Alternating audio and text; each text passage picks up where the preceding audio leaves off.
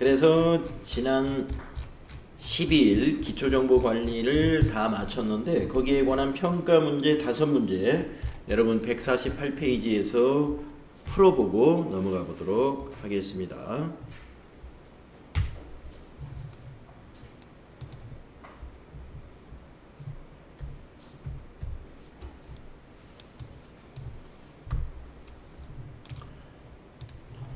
자, 먼저 1번 문제 보시게 되면은 회사 등록 조회를 해서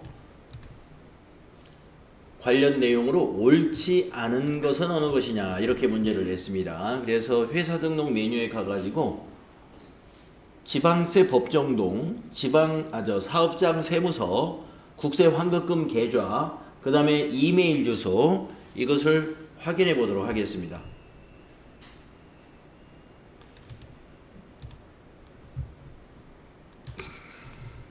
자, 회계 전체 메뉴에 나가가지고 회사 등록이라는 메뉴 있었잖아요. 거기 들어가서 지금 우리가 시험 보는 회사가 바로 이 회사입니다. 912번 3일패션의 1번 거기 1번 문제 1번에 있는 지방세 법정동 용산구청인지 확인해 보겠습니다. 네, 확인되죠? 다음에 사업장 세무서는 용산세무서 맞죠? 국세 환급금 계좌 국민은행, 네, 신한은행이죠. 그래서 답은 3번 이런 식으로 답을 찾을 수 있겠습니다. 여러분 시험 보실 때는 이 3번을 이런 객관식 문제는 해당 번호를 마우스로 클릭하면 답안이 작성이 됩니다. 만약에 2번으로 고치고 싶다. 그럼 2번을 클릭하면 답안이 고쳐집니다. 다음에 2번 환경 설정 조회.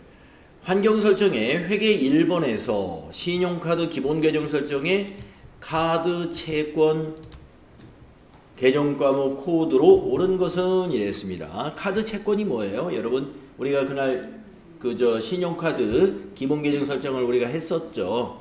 예. 신용카드 기본 계정 설정을 우리가 했었죠. 그래서 카드 채권이 뭐였냐면은 카드로 상품을 팔았을 때 계정 과목을 뭘로 할 거냐 그런 내용이었어요. 자, 그러면 한번 조회해서 확인해 볼까요? 네. 자, 전체 메뉴 클릭하셔가지고 환경 설정 클릭합니다. 환경 설정. 네, 안내, 환경 등록에 관한 안내가 나왔네요. 네, 확인 단추 눌러주시고 회계 1번 탭이 여기 있죠? 회계 1번 여기 있죠? 그 다음에 신용카드 기본 계정 설정 어디 있습니까? 여기 있죠? 거기에 카드 채권 외상 매출금으로 되어 있고 코드를 물어봤어요. 108번. 이게 이제 이 계정 과목의 코드를 말하는 겁니다. 그래서 보기에서 108번 1번이 답이다. 마우스로 1번을 클릭하시면 되는 것이죠. 잠깐만요. 환경 설정 어디 들어가요?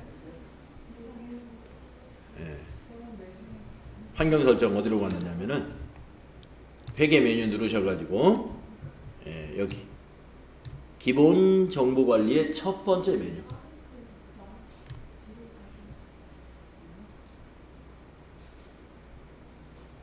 환경 설정 거기 있어요.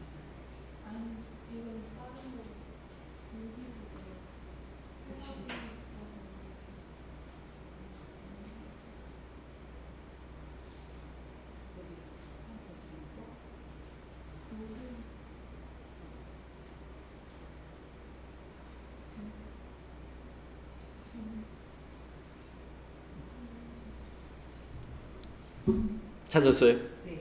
예. 네.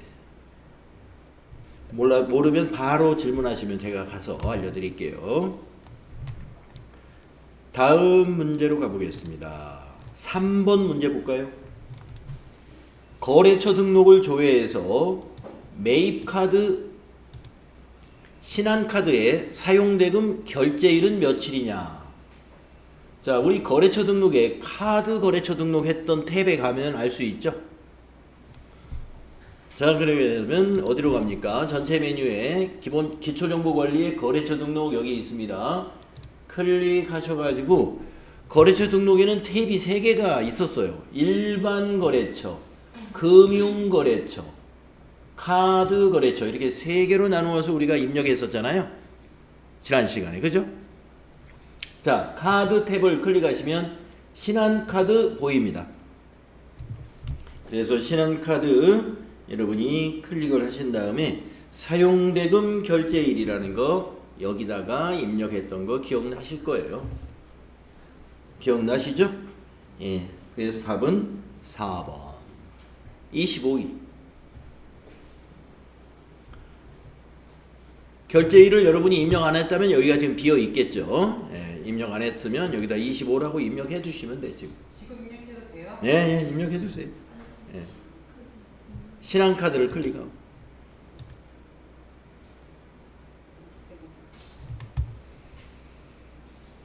네. 그래서 3번 문제 이렇게 또 해결을 했고요. 다음 4번 문제 해보겠습니다. 업무용 승용차 등록을 조회하라. 그래가지고 관련 내용으로 옳지 않은 것을 찾아라 그랬어요. 우리 지난 시간에 여러분 기억하시죠? 업무용 승용차 한 대 등록했었어요. 가보겠습니다. 자, 전체 메뉴에 가면은 업무용 승용차 등록 메뉴 있습니다. 클릭하시면 요 한 대 등록된 걸 마우스로 클릭해야 돼요. 거기에 대한 정보가 여기에 다 보입니다. 거기에 대한 정보가 여기에 다 보이죠? 자, 차량 번호 만나보세요. 645-2461 맞습니다. 경비구분 800번대 맞는가 보세요. 네, 여기 경비구분 800번대 맞죠? 기초주행거리 200km. 네, 여기 맞죠? 기초주행거리 200km. 업무전용 자동차 보험이 가입하지 않은 상태다 그랬는데요. 보험기간 여기 있잖아요. 네, 보험기간 보니까 지금 현재 가입된 상태입니다. 그래서 답은 4번. 옳지 않은 것은 4번이 되겠죠. 마우스로 4번을 클릭하시면 됩니다. 다음에 5번 문제 보겠습니다. 전기분. 이게 띄어쓰기가 좀 잘못됐군요. 전기분 재무상태표, 전기분 손익계산서를 조회해서 전기분 재무제표에 대한 내용으로 옳은 거. 자, 1번 전기분 재무상태표에 자산 총계가 이렇게 된다. 한번 볼까요? 전기분 재무상태표. 지난 시간에 우리 입력했던 건 기억나시죠? 네, 여기 클릭하셔가지고 자산 총계 어디 있어요? 여기에 있죠. 202-908-000 틀렸죠. 예, 그래서 1번은 옳지 않습니다. 여기서 5번은 옳은 것을 찾으라 그랬으니까 1번은 답이 아니고 2번 전기분 재무상태표의 미처분 이익잉여금은 50290-000이다. 여러분 미처분 이익잉여금과 2월 이익잉여금은 같은 거라고 알고 계셔야 돼요.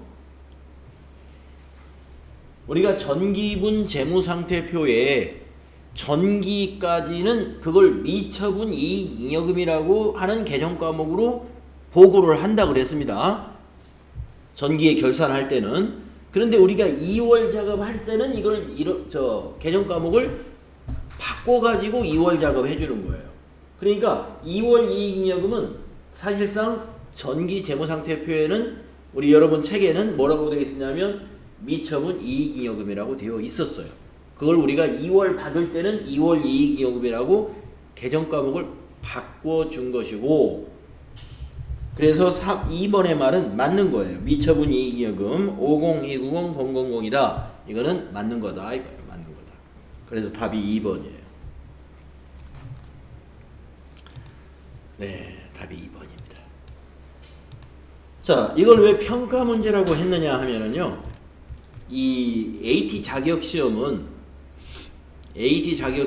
점수, 즉 채점을 이런 식으로 이런 문제를 가지고 채점을 합니다. 그러니까 기초정보를 수행하라 두 가지 문제를 내요. 뭐를 고쳐라 이렇게 또는 입력해라 하고 나서 평가 문제에 이런 내용의 질문을 하게 돼요. 그러면 여기에서 이 문제의 답을 찾아가지고 여러분이 정답을 맞추면 거기에서 여러분이 득점을 하게 되는 거예요. 네. 네. 그러니까 채점을 할 때 어떤 식으로 안 하느냐 하면은 과거에는 채점을 할 때 이렇게 했어요. 만약에 업무용 승용차 등록을 하라 그랬다. 그러면 업무용 승용차 등록을 제대로 했나?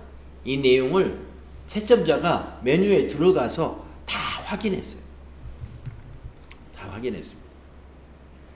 프로그램이 채점하는 것도 물론 있지만 이런 식으로 채점을 하니까 사람이 확인해야 될 것도 많이 있습니다.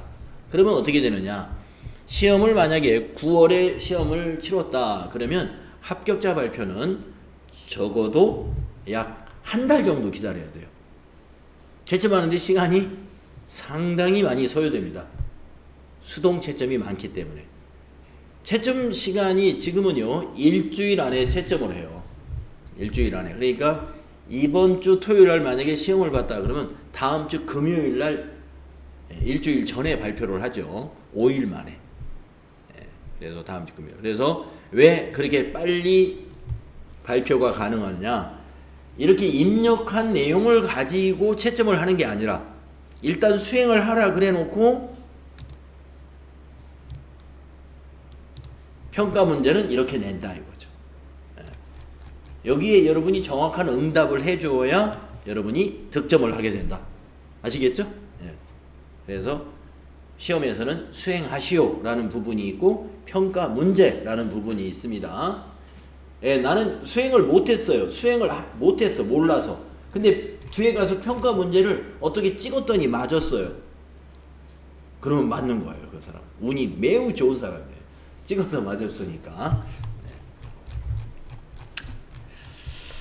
자, 이렇게 해서 우리 기초정보관리에 대한 공부를 마쳤고요. 기초정보관리 뭐 기초니까 별로 중요하지 않다 이게 아니고 시험에서 그렇게 많이 다루어지지는 않아요. 그래서 덜 중요하다는 건데 사실은 중요한 거죠. 우리가 이 프로그램을 쓰는 사람 입장에서는 계정 과목을 고칠 줄 모른다든가 회사 정보를 수정할 줄 모른다든가 거래처를 등록할 줄 모른다든가 이러면 이 프로그램 못 쓰는 거예요.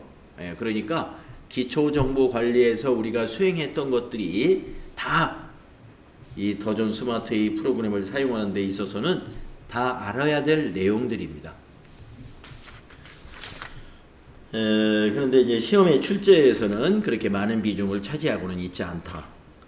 그러면 이제 우리가 제2장으로 넘어가게 되는데요. 우리 이 2장은 매우 뒤에 나오는 2장, 3장 모두가 그랬습니다. 이 뒤에 나오는 내용은 모두가 다 중요한 내용이에요. 별로 치면 별 한 5개 정도 쳐야 되는.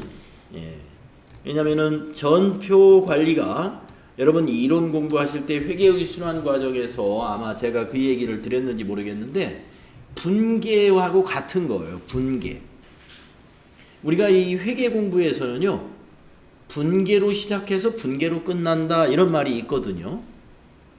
그러니까 회계 처리라는 것은 차변에 무슨 계정 과목으로 처리해야 되고 대변에 무슨 계정 과목으로 처리해야 된다. 이것이 바로 분계인데 이것이 실무 회계 프로그램에서는 그걸 전표 관리라고 그래요. 전표 입력하는 거예요. 그게. 그렇기 때문에 아주 중요한 것입니다. 그러면 우리가 이 전표 관리를 하기 위해서는 어떤 지식들이 있어야 돼요? 거래의 8요소. 여러분 이론 공부할 때 거래의 8요소 공부했죠? 거래의 8요소를 모르면 전표 관리를 할 수가 없습니다. 차변에 와야 되는 4가지 요소와 대변에 가야 되는 4가지 요소 있잖아요. 그 원칙이 반드시 지켜져야 돼요. 아주 회계의 기본 원칙이에요. 이 회계 처리의 기본 원칙 8요소, 차변 요소 4가지 뭐가 있어요? 자산 증가, 비용 발생, 부채 감소, 자본 감소. 대변 요소 4가지는 자산 감소, 부채 증가, 자본 증가, 수익 발생. 이게 대변 요소 4가지죠. 혹시 여러분이 거래의 8요소를 그렇게 별로 중요하지 않겠다고 생각해가지고 그냥 쓱 지나가셨다면은 이제 오늘 이후에 이걸 꼭 암기하십시오. 예. 암기라도 해놔야 됩니다. 예. 암기하다 보면 이해가 되게 돼 있어요. 자, 거래의 8요소 부분 아주 중요하다. 그 다음에 거래의 8요소 그러면 자산 증가는 차변이라고 그러는데 자산이면 자산 개정 과목을 알아야 돼요.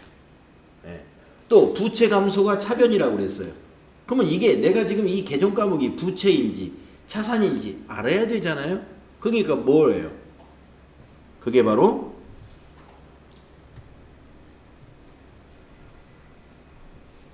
개정 과목이 잘 정리되어 있어야 되죠.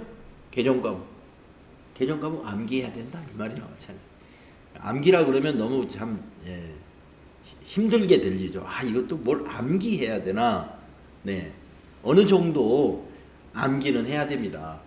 자, 어느 정도까지 암기해야 될까요? 만약에 제가 여러분에게 회계 이론을 좀 공부하셨는데, 자, 아무개 씨 자산 개정 과목 한 5개만 한번 얘기해 보세요. 그랬어요. 근데 나 회계 공부 분명히 이론 공부했는데 자산 개정 과목 5개 말할 수가 없다. 회계 이론 했다고 말할 수가 없습니다. 5개 정도는 말할 수 있어야 돼요. 자산이 뭐였지? 아, 자산에는 유형자산도 있고 무형자산도 있고 기타 비유동자산, 뭐 당좌자산, 재고자산 이런 것들이 떠올라야 돼요. 근데 그게 개정 과목은 아니에요. 분류이지. 예. 당좌자산, 재고자산, 또 유형자산, 무형자산, 기타 비유동자산 이런 것들은 분류하는 거예요. 이 자산을 분류하는 거. 그러면 개정 과목은 뭐를 말하느냐? 개정 과목 하면은 회계 처리하는 단위를 말하는 거니까 예를 들면 5개만 한번 생각해 본다 그러면 현금, 당좌예금, 보통예금, 단기매매증권, 외상매출금, 받으러움, 건물, 토지, 기계장치, 비품 이렇게 하면 한 10개가 금방 나오네요. 예. 뭐 그 정도. 예. 여러분이 제가 말해서 작게 해서 그래요. 개정 과목이 이 정도 자산을 이렇게 읊을 수 있어야 아, 자산에 대해서 공부 좀 했구나 라고 볼 수 있습니다. 개정 과목 정리가 좀 됐다라고 볼 수 있어요. 그 다음에 부채는 개정 과목이 뭐뭐 있습니까? 했을 때 서너 개라도 생각이 나야 돼요. 부채, 갚아야 될 의무가 부채란 말이에요. 이행해야 될 의무, 미지급금, 외상매입금, 지급어음, 예수금. 네. 이렇게 하면 벌써 4개죠. 미지급금, 아직 돈 안 준 거. 외상매입금, 상품을 외상으로 산 거. 지급어음, 외상으로 사고 어음을 발행해주면 우리가 그 약속한 거예요. 지급어음, 약속어음을 발행해주는 거, 그 지급어음. 예수금, 회사 법인이 직원들에게 급여를 지급할 때 세금을 공제하고 지급했다. 그 세금 공제해 놓은 거, 건강보험료, 종업원 부담금을 공제해 놓은 거, 이게 다 예수금이에요. 회사 돈이 아닌데 대신 납부해 주려고 잠시 남의 돈을 회사가 보관하고 있는 겁니다. 다음 달 10일 날 다 납부해 줘야 돼요. 남의 돈 가지고 있으면 그게 예수금이에요. 그러니까 그런 것들이 부채거든요. 그래서 그것만 부채는 아니에요. 그러나 탁 떠올리는 게 있어야 된다. 이거. 부채라는 개념이 뭔지를 알기 때문에 그 중에서 쉽게 이해할 수 있는 개정 과목 대표적인 거 몇 가지. 지금 말씀드린 뭐 미수금, 외상매입금, 지급어음, 예수금. 뭐 이 정도라도 빨리 떠올라야 된다. 자본. 자본도 마찬가지예요. 법인의 자본이 굉장히 복잡하죠. 5가지로 구분이 돼요. 법인의 자본은 자본금, 자본잉여금, 자본조정, 기타 포괄 손익누계액, 이익잉여금 이렇게 분류되죠. 그 분류 중에 개정 과목으로 나가면은 자본금, 주식 발행 초과금, 주식 할인 발행 차금, 그 다음에 감자 차익, 감자 차손 이런 것 등이 자본과 관련된 개정 과목들입니다. 네.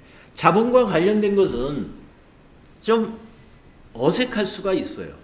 예, 자주 쓰는 자주 회계 처리하는 개정 과목이 아니다 보니 우리가 공부하는 사람들 입장에서도 이게 어디 쓰는 개정 과목인지 쉽게 와닿지가 않아요. 그러니까 자본 관련 개정 과목은 여러분은 완전히 시험용으로 암기한다 이렇게 생각하셔도 돼요.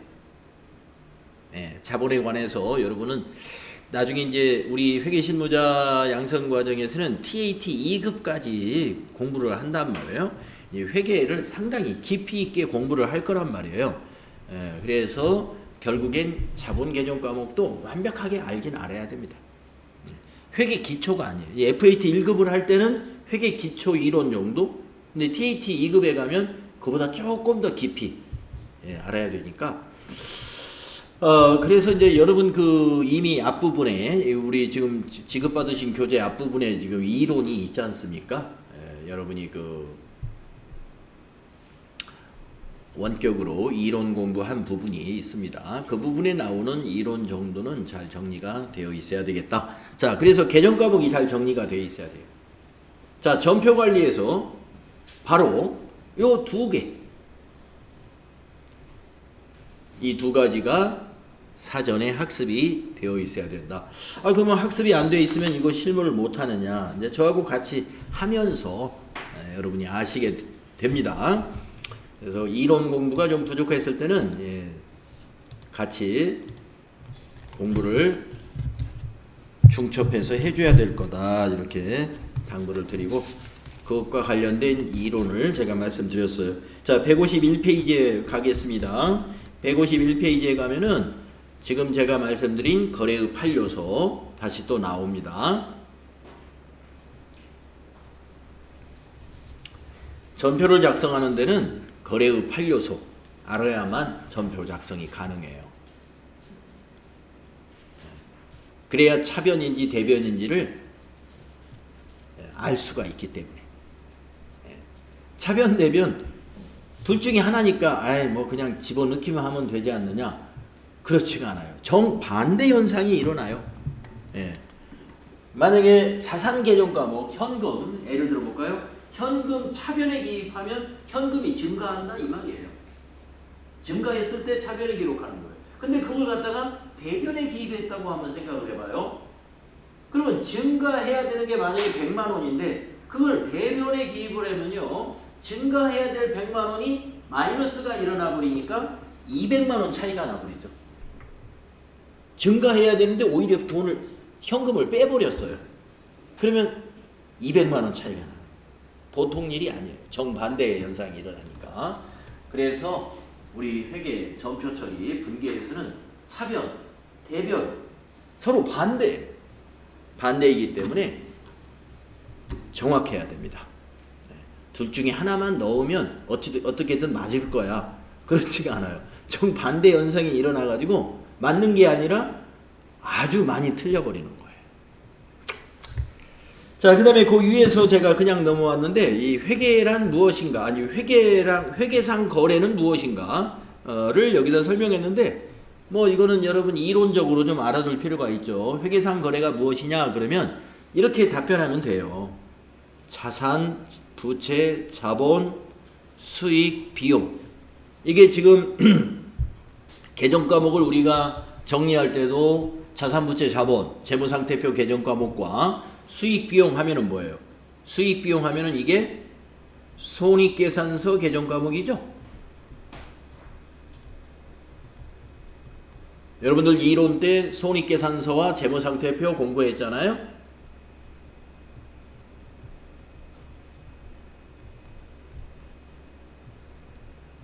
그러니까 재무상태표 개정과 손익계산서 개정에 변화가 발생하는 것이 바로 회계상 거래입니다. 여기서 우리 교재에서는 뭐 그게 같은 말이에요. 결국에 같은 말.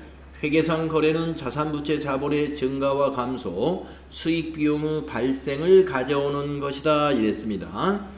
그래서 회계상 거래는 바로 재무상태표나 손익계산서에 변화가 일어나면 그게 회계상 거래라는 거죠. 그러면 이런 것도 거래다 이런 얘기입니다. 상품을 도난당했다. 상품이 자산이지 않습니까? 재고자산 개정과목이죠. 도난당했어요. 그러면 상품이 감소했죠. 네, 상품 감소. 자산 감소는 대변에 기입해야죠. 그래서 만약에 상품 100만 원어치가 도난당했다. 그러면 대변에 상품 100만 원 이렇게 기입해야 된다 이거예요. 네. 그러면 대변 요소가 있으면 차변 요소도 반드시 있어야 되는 거예요. 한쪽만 기입하는 회계 처리는 없어요. 그게 뭐예요? 대차 평균의 원리라고 여러분들 이론 때 공부하셨어요. 대차 평균의 원리. 대변이 100만 원이면 대변에 100만 원을 기입했으면 차변도 100만 원이라고 반드시 기입하게 돼 있어요. 대차 평균의 원리입니다. 그게. 자, 그러면 도난을 맞았다? 그러면 차변에 자산 증가는 아니고 부채도 아니고 자본도 아니고 비용이겠죠. 우리가 도난을 당했다든가 화재를 입었다든가 화재, 불이 나는 거 이런 것들이 뭐냐면요 뜻하지 않은 사고예요. 우리가 그것을 재해라고 볼 수가 있어요. 재해. 그래서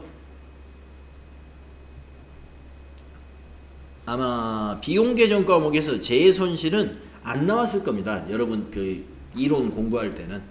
근데 이제 참고로 알아두세요. 재해 손실이라는 비용계정 과목도 있어요. 불이 났다든지 폭풍이 와가지고 창고 지붕이 파손돼서 상품이 전부 물에 젖어버렸어요. 못 쓰게 됐어. 그러게 다 없어지는 거죠. 재해 손실에 해당이 됩니다. 그래서 재해 손실 100만 원 이렇게 차변 요소, 대변 요소의 결합으로 어떻게 돼요? 거래가 기록되는 거예요. 자, 그러니까 우리가 어떻게 도난당하고 파손당하고 화재를 입어서 상품이 없어지고 가격이 폭락을 해서 금액이 줄어들고 이런 것이 어떻게 거래냐라고 생각할 수 있지만 이건 거래다 이거예요. 왜요? 자산이 감소했으니까. 네.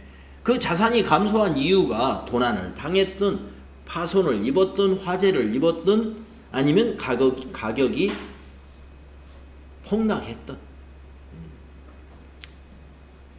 가격이 미세하게 하락하는 것은 뭐 큰 영향이 없겠지만 가격이 뭐 반토막이 난다든가 이런 큰 기말에 우리가 재고자산을 평가할 때 그걸 반영을 합니다. 저가법으로 평가한다라고 여러분 배우셨는데 자 그래서 이런 것들은 뭐예요?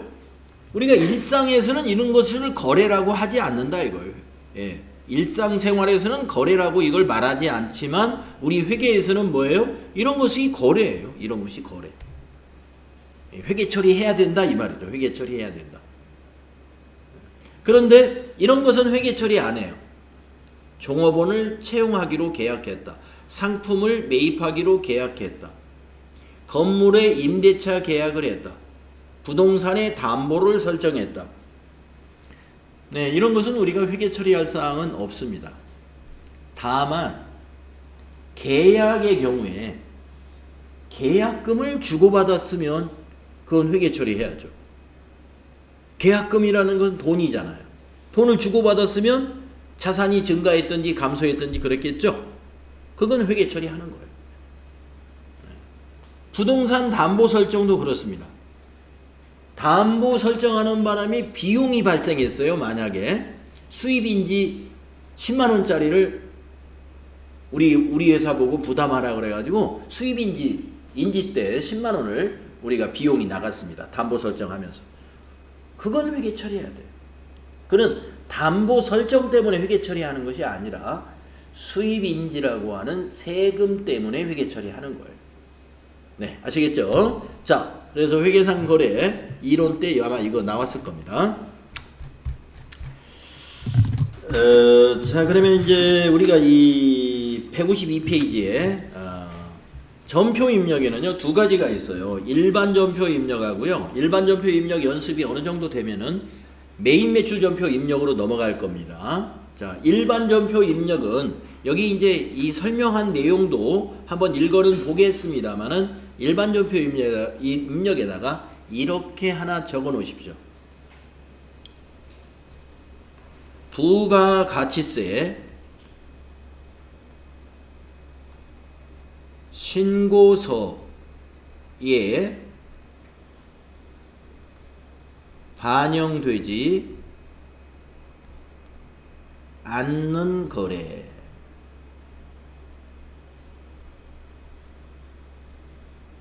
네. 좀 세무적인 차원에서 이렇게 접근을 하면은 이렇게 설명할 수가 있어요.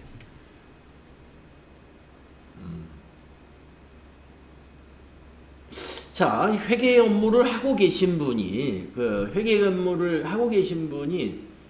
좀 오래된 얘기긴 한데요. 이제 회계 공부를 하러 왔습니다. 저한테 우리 학원에 이제 어떤 과정이 배우러 왔어요. 근데 지금 실제로 회계 업무를 하고 있는 분이에요. 그런데 이 전표를 일반 전표에 입력해야 되는지 메인 매출 전표에 입력해야 되는지 판단을 못하고 있었어요. 그러면 그분이 그동안 6개월을 프로그램에다 입력을 했는지 모르겠지만 몇 년을 했는지 모르겠지만 다 틀린 거예요. 물론 다 틀리지 않았겠죠. 상당히 많이 전표를 잘못 입력했다. 왜냐하면 구분할 줄 모르니까. 자, 구분을 제일 쉽게 하는 방법이 이겁니다. 일반 전표에 입력하는 건 뭘 일반 전표에 입력하느냐? 부가가치세 신고서에 반영되지 않는 거래는 다 일반 전표에 입력하는 거예요. 그럼 뭐예요? 나중에 배울 메인 매출 전표에 입력하는 내용은 부가가치세 신고서에 들어가는 내용이에요.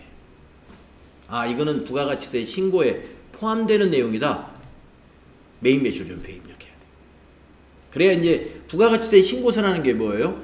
부가가치세라고 하는 세금을 납부하는데 매출세액은 뭐뭐뭐 해서 얼마고 환급받을 매입세액은 뭐뭐뭐 해서 얼마다 해서 납부세액이 얼마다 이거를 보여주는 신고서거든요.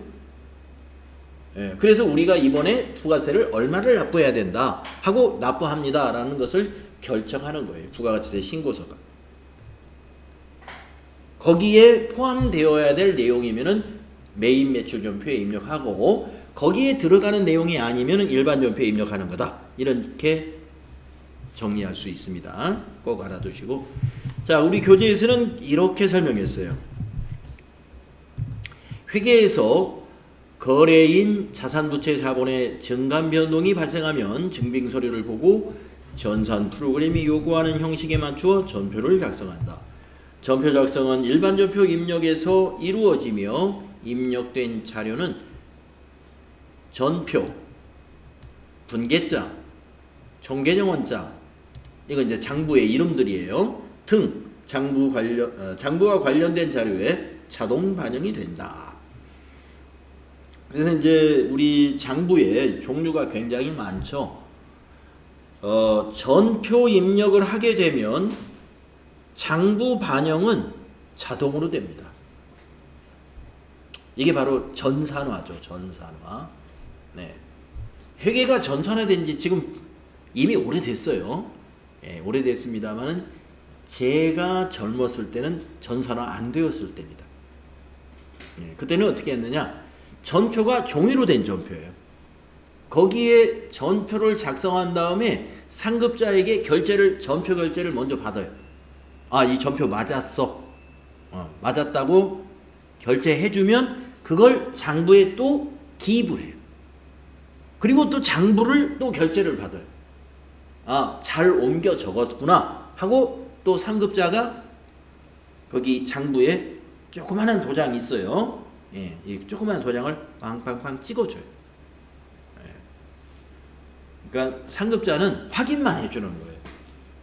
기입하는 사람은 이제 실무자가 하고, 이제 보통 결제한다 그러면 회계과 대리나 과장님들이 그 확인해 주는 겁니다. 근데 그분들은 그 업무를 굉장히 오랫동안 해가지고 딱 보면 이게 옳게 기입했는지 안 했는지 아니까 도장만 찍는 거예요. 그래서 이 사람은 무슨 공장 거 회계 처리하고, 이 사람은 무슨 공장 거, 아니면 무슨 파트 어떤 사업부 거, 각 그 자기 부서 맞는 그 회계 업무가 있죠. 그걸 전부 이제 대리나 과장님들이 이렇게 결제를 했었다. 장부를 기입하고 끝나는 게 아니에요. 퇴근할 때는 일개표를 또 만들어요. 장부를 전부 일개표라고 하는 곳에 옮겨 적습니다. 우리가 앞으로 볼 장부예요. 다 여기 들어있어요. 지금 이 전산 프로그램에. 그래서 일개표에 딱 기입을 했을 때 그것이 차변의 일개표 합계와 대변의 일개표 합계가 딱 맞아야 돼요. 왜요? 대차 평균의 원리니까. 그게 안 맞으면은 퇴근을 늦게 하거나, 하여튼 뭐 힘들죠. 안 맞으니까. 자, 그래서 또 일개표 결제 받고. 대개 이제 일개표 결제는 그 다음날 아침에 받아요. 왜냐하면 높은 사람들이 먼저 퇴근하니까. 일개표는 작성해놨다가 그 다음날 그 관리자들이 출근하면 이렇게 받고 그랬단 말이죠. 네, 하여튼 그렇습니다. 그럼 월말이 되면 또 월계표를 만들어요. 연말이 되면 시산표를 만들고, 아무튼 작성하는 장부와 서류가 무수히 많습니다. 그래서 회계 담당자 하면은요, 계산을 잘해야 되니까 지금처럼 이런 프로그램을 쓰지 않으니까 어떻게 해야 되겠어요? 이런 전자계산기를 잘 두들기거나 그 전 단계로 가면은 주판을 잘 놓아야 되죠.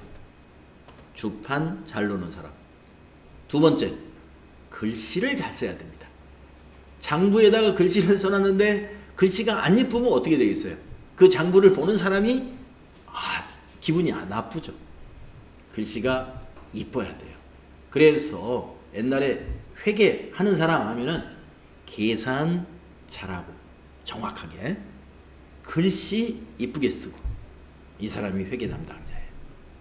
그러니까 어떻게 해요? 사무원 하면은요, 꼭 회계과 아니더라도 모든 부서 사람들이 그 두 가지 잘하면 다 좋아요.